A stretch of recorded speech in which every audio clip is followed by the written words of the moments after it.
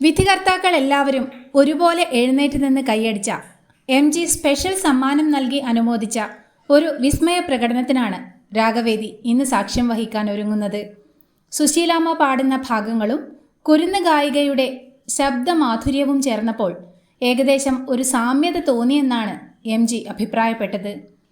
U sang too good, very good എന്ന് ഹൃദയത്തിൽ തട്ടി പറഞ്ഞുകൊണ്ട് MG മനസ്സ് നിറഞ്ഞ് അനുഗ്രഹിക്കുകയും ഒപ്പം സ്പെഷ്യൽ സമ്മാനവും നൽകുന്നുണ്ട്.